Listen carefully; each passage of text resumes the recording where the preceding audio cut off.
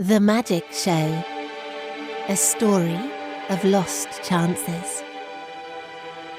Jessica rushed along the street, tugging the hand of her father, who in her opinion was dragging his feet. "Come on, Dad, the show will be starting soon." The show in question was a magic act she had noticed advertised the day before on a poster outside their hotel in Scarborough. "One performance only. David will astound and mesmerize you with his unique brand of magic," it had said, and that was enough for Jessica. They had been on holiday for over a week, and she had been on her best behaviour, as her dad had promised that if she was, then he would treat her to anything she wanted, within reason. This poster stirred her curiosity, as she'd never seen a live magic show, only magicians on the TV. Jessica's mother and father, Robert and Rachel, had discussed the idea the previous day. "Come on, darling, you did say she could do anything so long as it wasn't roller coasters," Rachel said to him. Robert nodded and looked at the pleading eyes of his little girl before opening his laptop and booking the tickets. The theatre was an old building with large glass doors and a damp-smelling foyer filled with the posters of other acts performing there in the near future. The plush burgundy carpets stretched from wall to wall with their collection of stains and tired wallpaper showing the theatre had seen better days. Around them, a few people hung about a merchandise table, as others headed into the auditorium. Jessica giggled to herself as she rushed past a cardboard cutout of the magician holding a sign, but she was too excited to pay it any attention and made her way towards the hall, closely followed by her dad. Robert smiled as he watched his daughter, her brown ponytail bobbing up and down as she skipped along. They handed their tickets to the usher at the doors, who pointed down the steps towards the stage. "Row B, seat numbers 5 and 6, he said helpfully, before tearing the tickets and handing them back to Robert. After practically jumping down the stairs, Jessica settled down into her seat and looked about the room at the sprinkling of people attending. The old Victorian theatre was adorned with rosettes on the ceiling, and the light riggings, which were clearly a later addition, were a stark contrast to the enormous glass chandelier hanging from the very centre. As the showtime approached, Jessica saw that there wasn't a lot of people. The hall couldn't be more than half full, which explained how they managed to get such good seats. Moments later, the lights dimmed, and music began to thump rhythmically around them as smoke filled the stage. The voice of the announcer drowned out the pounding beats for a moment as he called for attention. "Ladies and gentlemen, what you are about to witness is something which will leave you questioning one thing. Is magic real?" There was a dramatic pause.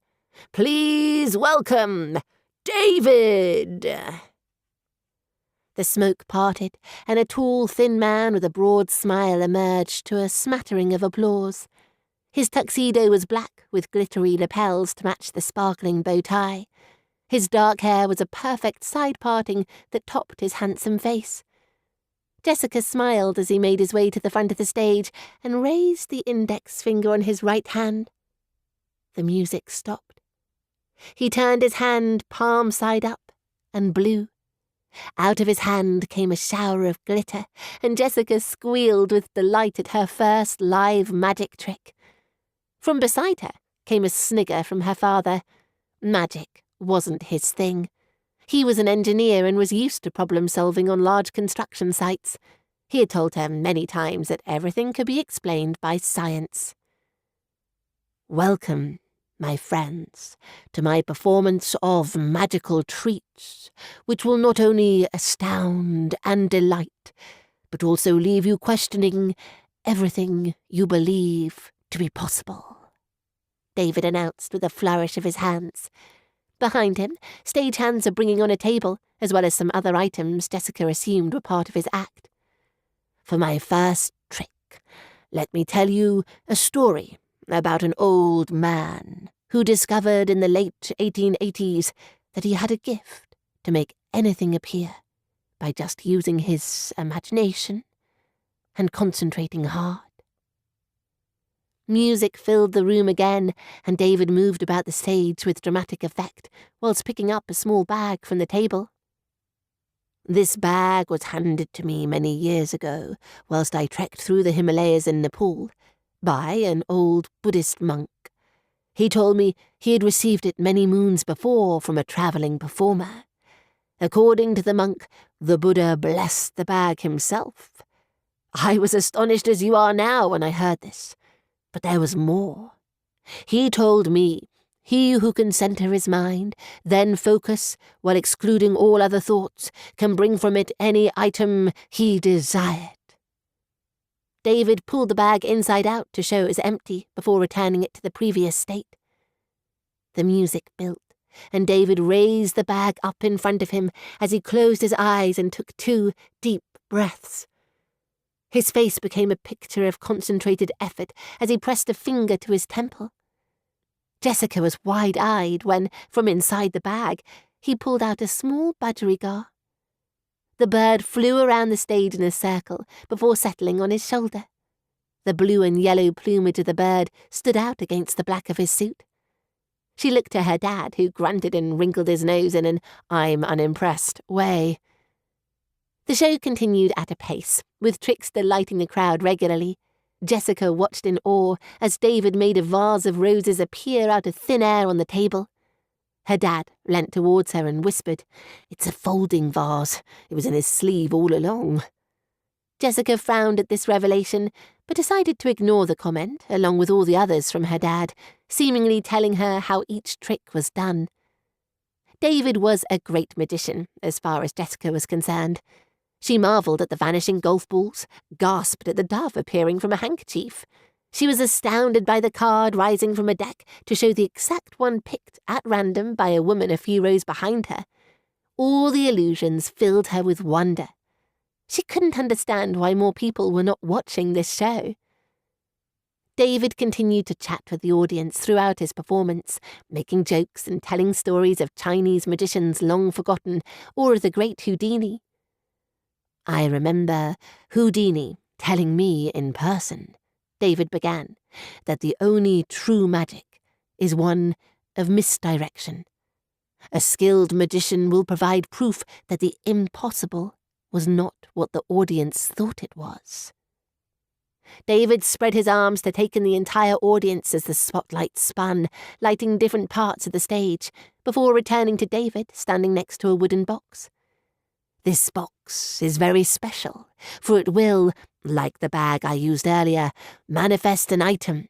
But unlike the bag, this will bring forth all the items you can think of. That's why it's a box." He laughed. "I will ask you in a few moments to bring an item to your mind, and then upon revealing the contents of the box, you will be enlightened." There was a rumble of drums in the background as David waved his hands theatrically around the plain brown box. Jessica watched intently, transfixed by what could be in the small container. The box itself was no bigger than a standard laptop. "It's probably from Amazon," her dad sniggered quietly. Jessica shot him a look of irritation. He was beginning to annoy her with his constant jibes at the tricks. She'd never seen him perform magic, and as far as she was concerned, that meant he knew nothing. "My great-grandfather, a man of travelling descent, inherited the item from his grandfather before leaving the box to me.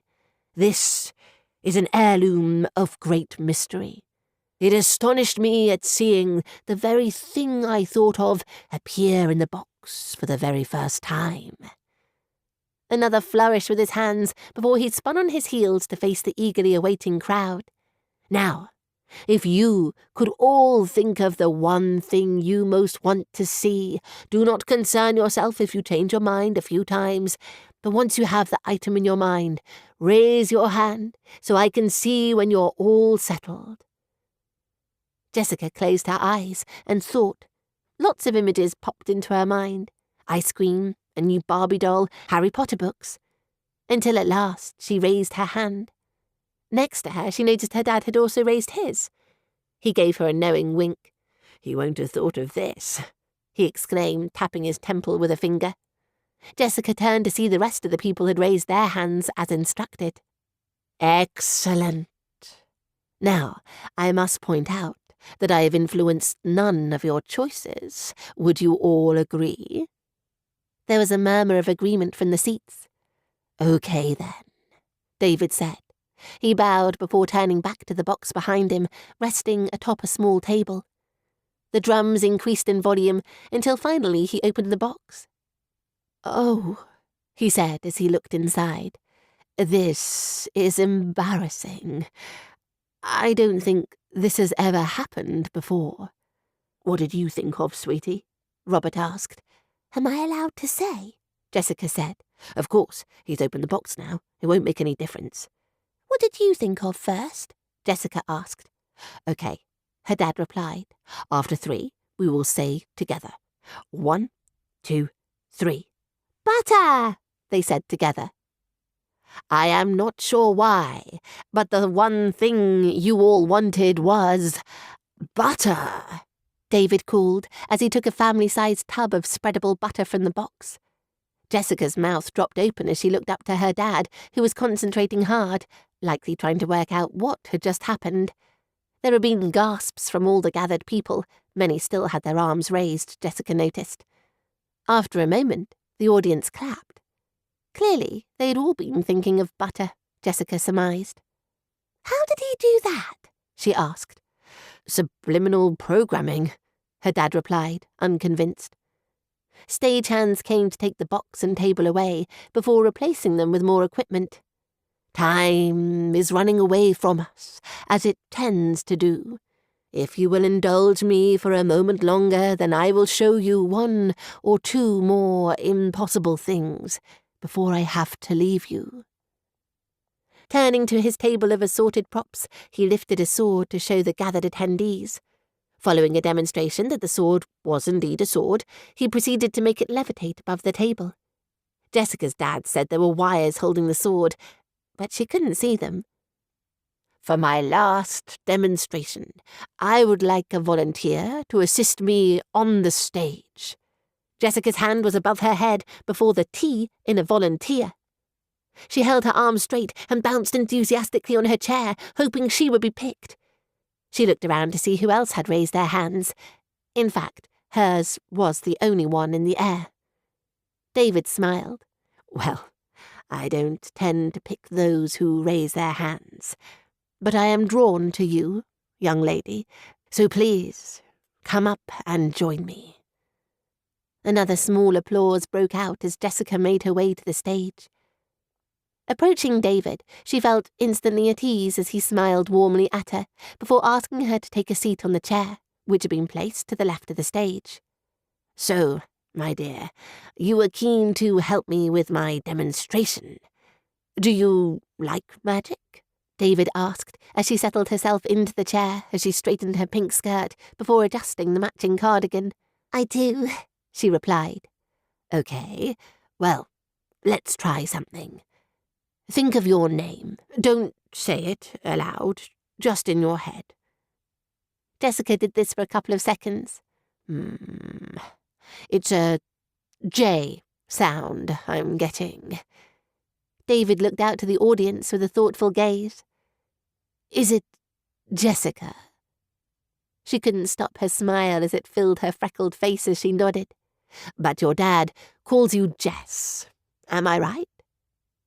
He looked down into the audience directly at Robert, who nodded appreciatively at his accuracy. "Ah, excellent. Do you mind if I call you Jess, too?" David asked. She didn't mind at all, and shook her head to show this. "Thank you, Jess. Well, let's get on with the magic," he said, as he winked at her before turning back to the audience. "If we could put the house lights up and get a camera on Dad there, so the rest of you can see his reaction." A screen lit up at the opposite side of the stage, and Jessica saw her dad's face appear. He didn't look comfortable, and she could see the smile he puts on when he didn't like something, but knows he had to put up with it. "Now, I'm getting your name is Robert, right?" Her dad's eyes widened, and he began nodding. "Good. Well, Robert, are you happy for me to make your daughter disappear in front of your eyes?" "That would be lovely," Robert quipped in response. "Then let us begin." David said, as he bowed slightly towards her dad. Jessica watched as David lifted a white sheet from beneath the table and theatrically twirled it around his head as he slowly turned to face her. The music returned. Jessica noticed there was the sound of a heartbeat mixed in with the track that Jessica felt added tension to what was going on. Robert watched as the sheet fell over his daughter's head and the shape of the chair appeared. There was a collective intake of air from those watching, followed by a sound of giggles and applause as his dumbfounded face appeared on the screen. Now, making someone disappear is only half the trick, David announced as he pulled the sheet from the now empty chair. Bringing them back is the real magic, he said as he made his way to the center of the stage before wrapping the sheet around himself and crouching. The music returned, and after a few moments the sheet raised, and David opened his arms to show Jessica stood in front of him, looking a little confused. The room erupted with cheers and clapping. Jessica looked out to see her father stood with the rest of the audience, applauding enthusiastically. David crouched beside her and pulled her hand towards him, opening her fingers as he did. She watched as the green-eyed man blew into her hand. Looking down, she saw a coin appear from nowhere and nestle into her palm. "How?" she said. David raised his finger to his lips. "Don't tell anyone. It's magic." He stood up and took a bow before gesturing to Jessica that she should do the same, then pointing towards the step and her seat. "That was amazing, Jess. Where did you go?" her dad asked as she sat back down, still stunned from the experience. "I don't know, Dad. I was in the chair, and then I was standing looking at you," was the best explanation she could construct. She looked back at the coin in her hand. "How long was I gone for?" she asked, feeling confused. "Only a few seconds, but it was amazing. There must be a trapdoor or something," her dad mused. "The sheet dropped. You were gone. Then he walked over to the center of the stage, wrapped the sheet around himself for a moment, for dramatic effect, I reckon. Then from behind it, you appeared." He shook his head disbelievingly. "If I hadn't seen it with my own eyes." "Well, ladies and gentlemen," David announced as the applause subsided, "I think I have given you all something to think about on your way home. I would like to thank you all for coming to see me, and remember that sometimes what we see isn't what we thought we saw." He ended cryptically. He bowed one more time and left the stage. With the show ended, people got up from their seats and began filtering out of the hall. Jessica, still high on the events of the past hour, trailed behind her father, slowly turning the coin in her hand and examining it. It was about the size of a 50-pence coin with a perfectly smooth round edge. The golden-coloured disc had David's face stamped on one side with an inscription on the other. The words engraved were not in English, and Jessica decided that as soon as she got back to the hotel, she would check Google to find out what they said. "Come on, Jess. Your mum will be waiting for us at the cafe," her dad called, breaking her reverie. "I bet you can't wait to tell her all about the show." Jessica looked up from the coin and noted they were in the foyer. Her dad was a few steps ahead, near the glass doors. The cardboard cutout she'd seen earlier was on her left. For a second, it caught her attention, but she ignored it as she excitedly ran to catch up with her dad. Once outside, they walked towards the road, rounding the railings that lined the pavement, and began to cross over towards the cafe on the other side. As they stepped off the curb, there was the sound of screeching tires, which caught Jessica's attention. She turned, in horror, to see a car hurtling towards them.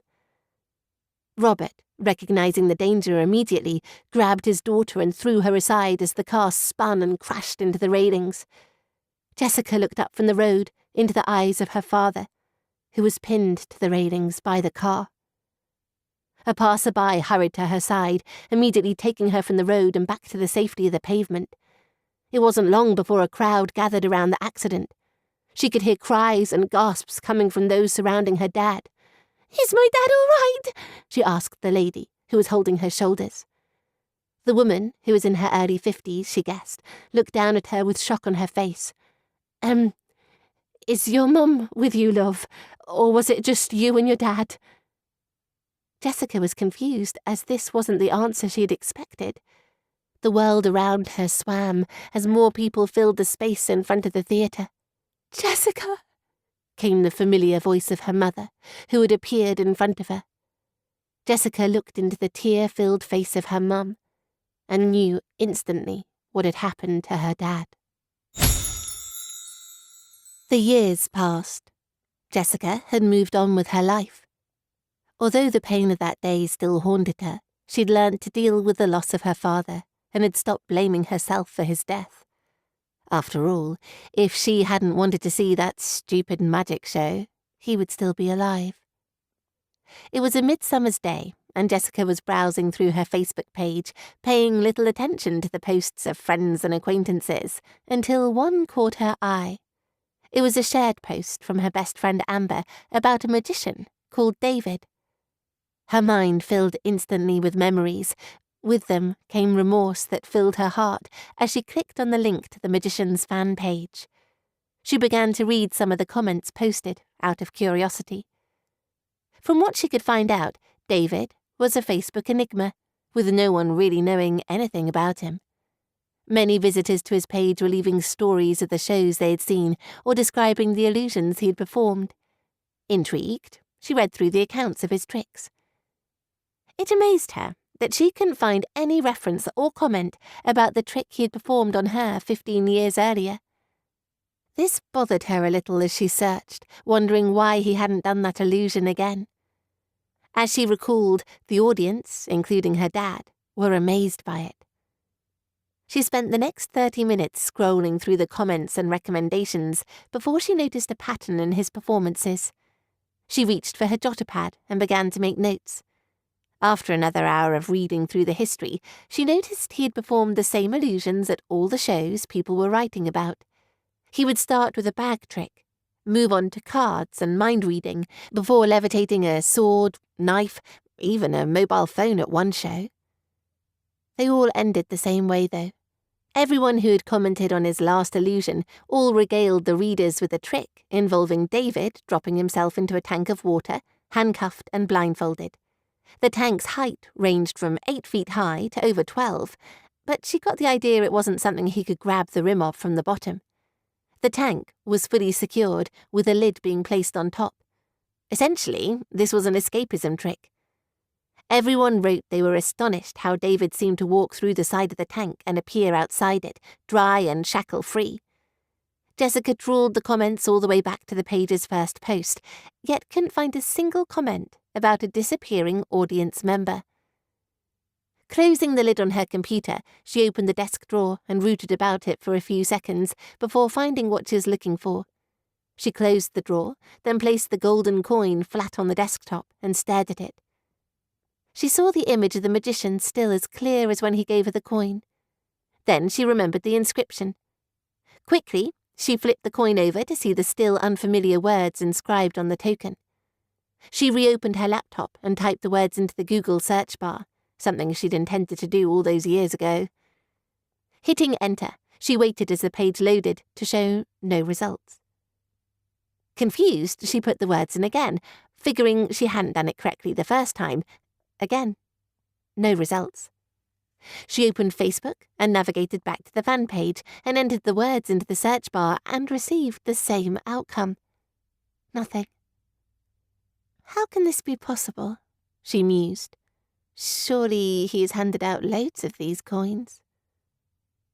Her head filled with thoughts she struggled to make sense of. Looking back to her pad, she noticed she'd been doodling. Turning the page, she saw she had scribbled the words, "See David." She thought for a second before agreeing with her subconscious self she needed closure. Seeing his show again could be exactly what she needed.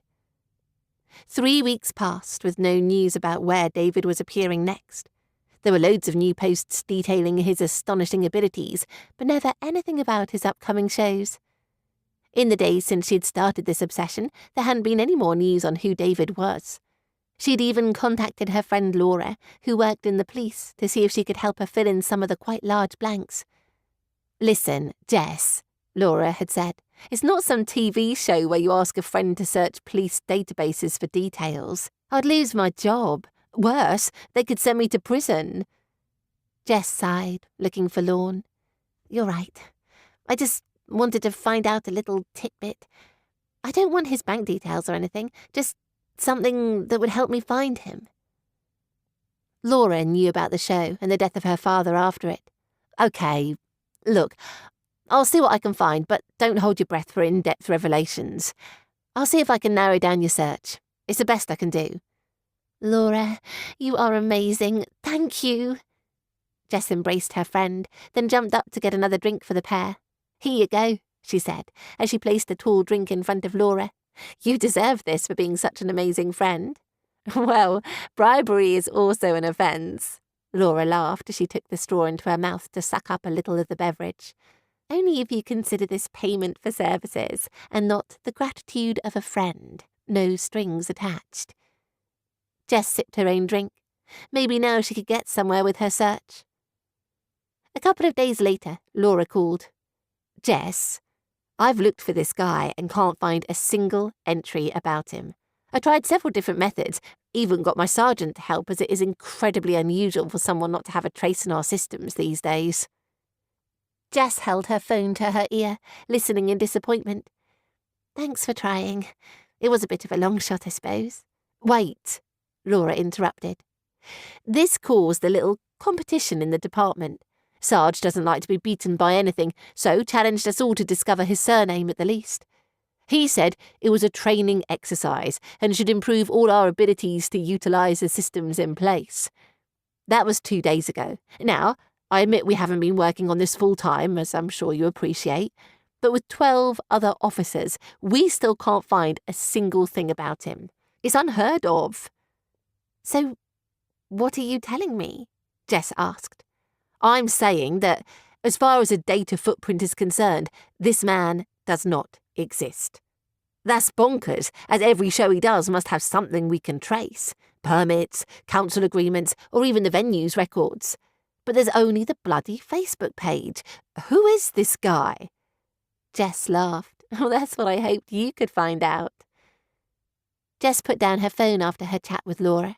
She watched as it spun on the coffee table, encouraging the rotation with occasional flicks from her fingers.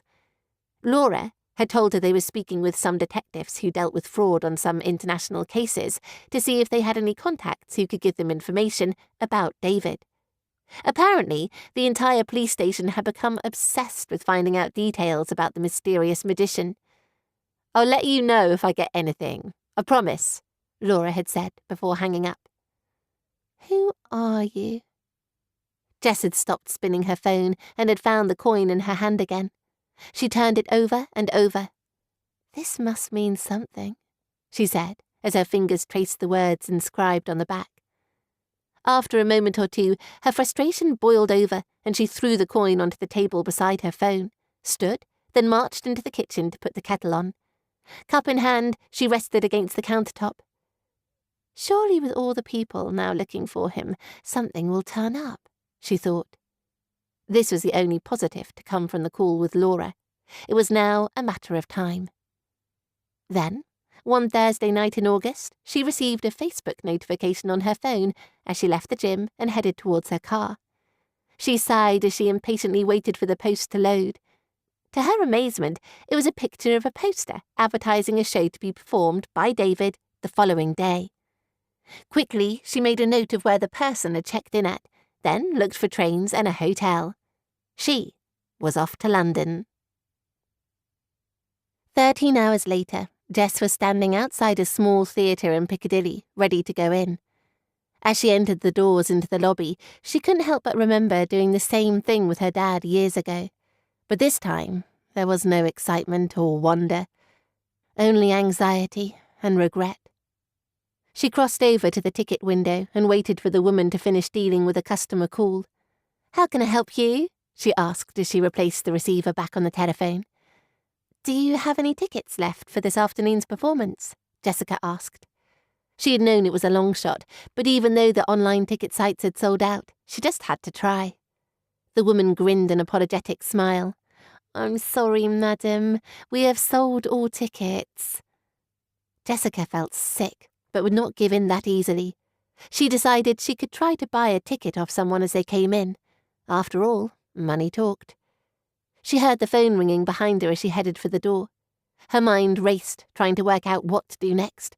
There were no more shows at this theatre. Whilst she tried to come up with a plan, she noticed a cardboard cutout was standing in the centre of the entrance area. Recognising it as the same one she'd seen in Scarborough, she stopped in front of it to look into David's green eyes once again. He hasn't changed the picture, she thought, staring at the image in front of her. Looking down, she could see the image of David held a sign. She read the words written on it. "Welcome to my show. First, I would like to thank you for deciding to come and see my demonstration of magic and mystery. I intend to show you that although we doubt that magic is real, our perceptions can be altered with the simplest of misdirection or by the demonstration of what we thought impossible becoming possible. Or is it? Second, and this is important, I'd like to point out that when you have finished reading this message, 30 seconds will have passed, and although you don't believe it now, you will discover in the future that 30 seconds can change your life." That doesn't take 30 seconds, she thought. "Excuse me, madam," she heard a woman's voice calling. Jessica turned back towards the ticket booth, where she saw the woman beckoning her. "You are in luck today. That was someone cancelling their ticket," she said, glancing towards the phone. "I assume you'd still like to attend the show?" Nodding, Jessica grinned while she gave the money for the ticket. "Thank you," she said, taking the ticket from the woman. "You're welcome, my dear. Enjoy the show." Jessica replaced her purse, then headed towards the auditorium doors. The theatre had been filling up steadily while she was in the foyer, with the show due to start in 45 minutes. Jessica handed her ticket to the usher at the doors. "Row B, seat 5, madam," he said as he pointed towards the stage. Jessica sat patiently as the room filled around her with the sound of excited chatter filling the air. It felt like an eternity, but eventually the lights dimmed, signalling the start of the show. Moments later, music began to thump rhythmically around the room as smoke filled the stage. The voice of the announcer drowned out the pounding beats for a moment as he called for attention. "Ladies and gentlemen, what you are about to witness is something which will leave you questioning one thing. Is magic real?" There was a dramatic pause. "Please welcome David!" The smoke parted, and the same tall, thin man with a broad smile emerged to rousing applause. His tuxedo was the same black with glittery lapels with a matching sparkling bow tie. His dark hair was a perfect side parting that topped his handsome face. Jessica watched as he made his way to the front of the stage, then raised the index finger on his right hand. The music stopped. He turned his hand palm side up and blew. Out of his hand came a shower of glitter. Jessica sighed. It was immediately obvious to Jessica that David had clearly been spending his earnings on cosmetic surgery. He didn't look as though he'd aged at all in the 15 years since she'd seen him last. The second thing she picked up on was the tricks also hadn't changed. This time, though, she didn't have her dad whispering in her ear, distracting her as David performed his illusions. It may have been 15 years and the same tricks, but she was just as amazed by each one today as she had been as a child. Even now, she couldn't discern how he was doing them. She relaxed, enjoying the show as David performed each trick. The routine was almost the exact same one she remembered. "I remember Houdini telling me in person," David announced, "that the only true magic is one of misdirection. A skilled magician will provide proof that the impossible was not what the audience thought it was." David spread his arms to take in the entire audience. The spotlight spun, lighting different parts of the stage before returning to David standing next to a wooden box. "This box is very special, for it will, like the bag I used earlier, manifest an item. But unlike the bag, this will bring forth all the items you can think of. That's why it's a box," he laughed. I will ask you in a few moments to bring an item to your mind, and then upon revealing the contents of the box, you will be enlightened." There was a rumble of drums in the background as David waved his hands theatrically around the plain brown box. Jessica watched, remembering the illusion she'd witnessed with her father. In her head, she made a conscious decision not to think of butter. The box appeared to be the same one used the last time she had seen the trick. She remembered her father's joke about it being from Amazon, and smiled. "My great-grandfather, a man of travelling descent, inherited the item from his grandfather before leaving the box to me. This is an heirloom of great mystery. It astonished me at seeing the very thing I thought of appear in the box for the very first time." Another flourish with his hand before he spun on his heels to face the eagerly waiting crowd. "Now, if you could all think of the one thing you most want to see, do not concern yourself if you change your mind a few times, but once you have the item in your mind, raise your hand so I can see when you are all settled." Jessica closed her eyes. She had decided what the item would be before he'd asked the rest of the gathered spectators to do the same. This time he wouldn't pull out of that box anything like what she was holding in her mind. Next to her, she noticed the woman closing her eyes tightly as a look of concentration appeared on her face. Jessica let out a little giggle as she looked down the row of people all doing the same thing. After a moment or two, hands began to rise around her. She took this as her cue to lift her own. Jessica turned to see the rest of the people had also raised their hands as instructed. "Excellent! Now I must point out that I have not influenced any of your choices. Would you all concur?" There was a murmur of agreement from the seats. "Okay then." He bowed before turning back to the box behind him, resting atop a small table. The drums increased in volume until finally he opened the box. "Oh," he said as he looked inside. "This is embarrassing. I don't think this has ever happened before." The script was identical. Jessica waited patiently for the butter to be lifted from the box for all to see. Her smugness at knowing what was to come attached itself to her face. "What did you think of?" the lady beside her whispered. "Oh," Jessica replied, "I don't think we're allowed to say." She winked at her with a smile of knowing. "Of course not. But he's opened the box now. It won't make any difference." Jess could see the desire to tell her was almost too much for the woman. She saw her fingers intertwining, then separating as she struggled to contain herself. After a second, the struggle was over. She couldn't hold it in any longer. "Okay, I thought of an elephant. There's no way that's fitting in the box." Jessica's mouth dropped open at the revelation. "Well, I must say, you are a sneaky bunch. Of all the shows I've done, never has a crowd tried so hard to outsmart the box," David called, as he took hold of whatever was inside before lifting it for all to see. There were gasps from all the gathered people, some of whom still had their arms raised, Jessica noticed. In his palm, David placed a small, grey elephant. Its lifelike features were astonishingly good. It was almost as though it was alive in his hand. She watched, expecting it to trumpet its irritation at being held. Her mouth hung open as she looked back to her neighbour, who was concentrating hard, likely trying to work out what had just happened. The audience clapped. Clearly they had all been thinking of an elephant. "How does he do that?" Jessica whispered.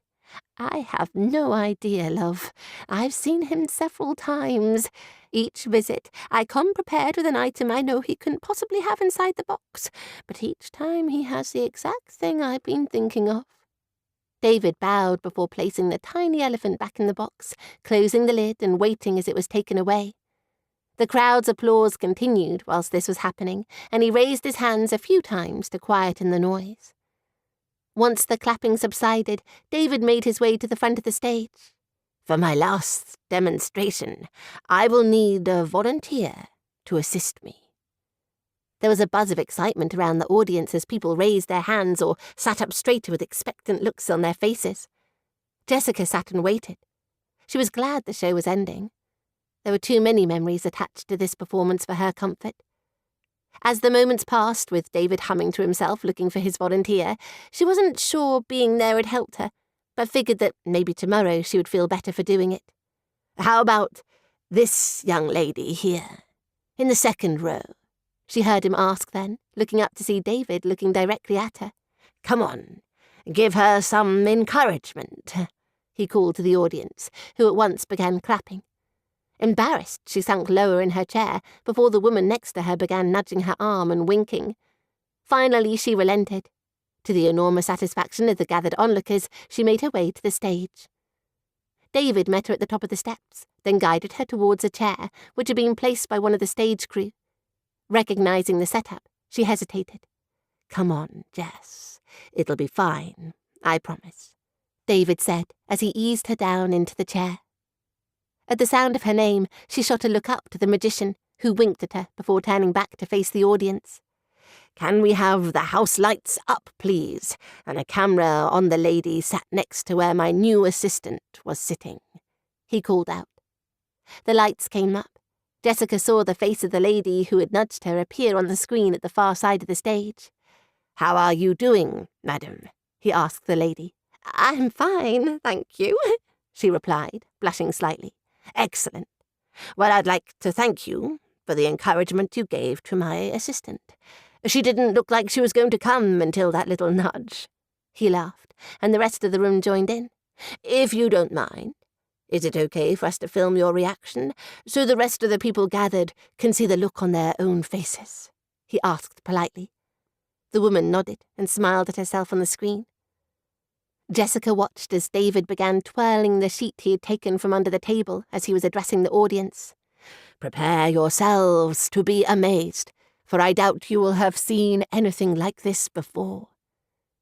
Jessica couldn't help but smirk at the comment, as she had seen this before, and watched as the sheet fell over her head. Everything went black. In the blink of an eye later, Jessica was blinking her eyes to let them adjust to the light. She looked at the screen, expecting to see the woman. Instead, she saw the face of her dad looking astonished, just as she remembered. David crouched next to her and took her hand in his, uncurling her clenched fist and blowing a coin into her hand. Jessica looked at the coin and her now tiny hand before gazing down at her skirt. It hit her immediately. She was her 11-year-old self again. "How? What?" she stuttered. David winked and pointed to the coin in her hand. It lay with the inscription face up. "You have been wondering what the inscription says, no doubt," he whispered. "Well," he pointed at the words in turn, "only true magic can be shared with those who need it most." With the translation completed, he smiled and stood back up, facing the now rapturous applause. He took a bow before encouraging Jessica to do the same. Plaudits received, he guided her back towards her dad. "That was amazing, Jess. Where did you go?" her dad asked as she sat back down, still stunned from what she remembered. "I don't know, Dad. I think I was—" She clawed at the memories in her head as they slowly disappeared. "I was in the chair, then I wasn't," was the best explanation she could construct.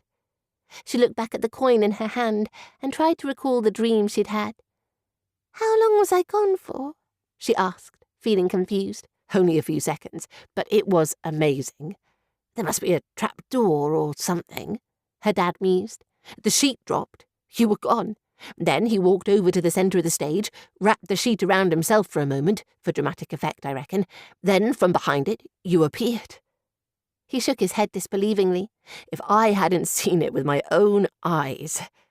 "Well, ladies and gentlemen," David announced as the applause subsided, "I think I have given you all something to think about on your way home. I would like to thank you all for coming to see me, and remember that sometimes what we see isn't what we thought we saw," he ended cryptically. He bowed one more time and left the stage. With the show ended, people got up from their seats and began filtering out of the hall. Jessica, still high on the events of the past hour, trailed behind her father, slowly turning the coin in her hand and examining it. As the theatre emptied, Jessica trailed her dad out of the auditorium, still examining the coin in her hand, considering the words stamped on the back. Only true magic can be shared, she thought. Come on, Jess. Your mum will be waiting for us at the cafe. I bet you can't wait to tell her all about the show. Jessica looked up from the coin, noting they were back in the foyer. She saw her dad was just a few steps ahead of her, near the glass doors. The cardboard cutout was on her left. For a second it caught her attention. She turned and saw the sign David was holding, and felt compelled to read it. Welcome to my show. First, I'd like to thank you for deciding to come and see my demonstration of magic and mystery. I intend to show you that, although we doubt that magic is real, our perceptions can be altered with the simplest of misdirection, or by the demonstration of what we thought impossible becoming possible. Or is it? Second, and this is important, I'd like to point out that when you have finished reading this message, 30 seconds will have passed, and although you don't believe it now, you will discover in the future that 30 seconds can change your life. She turned back towards her dad, who had a look of impatience on his face, then hurried towards him. Outside the theatre, people were still milling about. Her dad guided her towards the railings which lined the pavement. As they reached the curb, they heard the screech of tyres coming from their right. Jessica looked up to see a car hurtling uncontrollably towards them. Robert spotted the danger and pulled his daughter away from the railings, watching as the car spun and crashed into them. Are you okay, sweetie? He asked as people began to flock towards the wreck. Jessica looked up at her dad, and then back towards the theatre. Stood in the doorway was David. He waved, blew her a kiss, then disappeared.